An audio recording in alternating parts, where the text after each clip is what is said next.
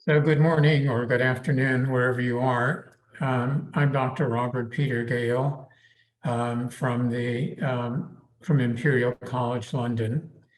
And I'm pleased to speak very briefly about a subject that has gotten my interest for almost 50 years. And I'll try to take you through it quickly.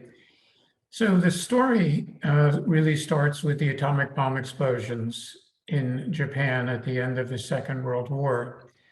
And as many of you may know, there was surveillance done of the atomic bomb survivors. And it was noted that there was marked increases in several leukemias: acute lymphoblastic leukemia, acute myelogenous leukemia, and chronic myeloid leukemia. But curiously, no increase in chronic lymphocytic leukemia. And that was compatible with our other notions that CLL is not a radiogenic tumor, in contrast to the other leukemias and to most solid cancers. Well, that sort of started an investigation. Perhaps this was something specific to Japanese. And so surveys were done. I did a survey in Hawaii and in California. Others have done surveys. And it turns out that chronic lymphocytic leukemia is tenfold less common in all Asians than it is in people of European descent. And this should be an extraordinary clue to what causes chronic lymphocytic leukemia. Now, I should say that when an Asian gets chronic lymphocytic leukemia, it's pretty much, but not absolutely identical to European, but the frequency is extraordinarily low. I mean, in China, where I work sometimes, where there's 1.4 billion people, maybe we've seen 1,000 cases of CLL.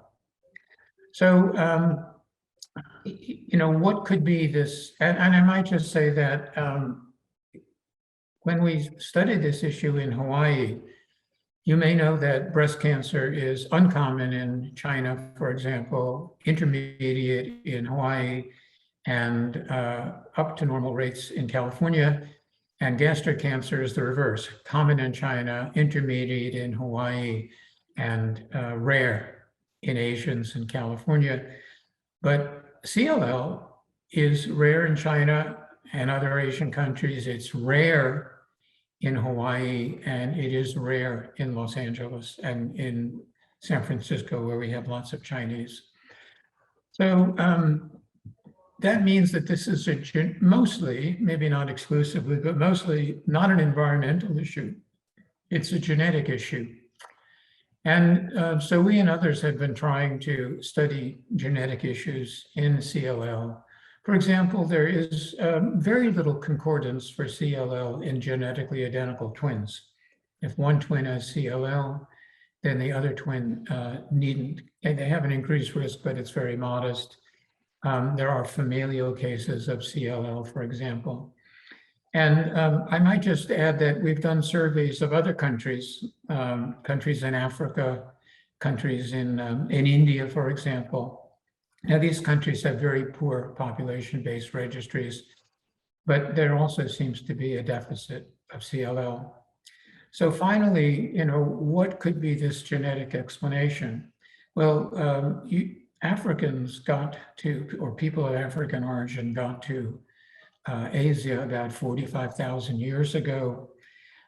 What could be a selection factor? And one hypothesis is there must have been an infectious agent present in Asia, and that people who either had resistance to that infection or who were not susceptible to that infection, they would have a survival advantage. And therefore, we would wind up with genetic markers that would protect people from CLL.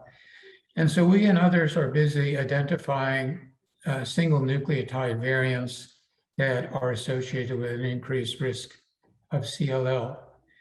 And so There are many articles my colleagues and I from China and others have written on this subject if you want to learn more.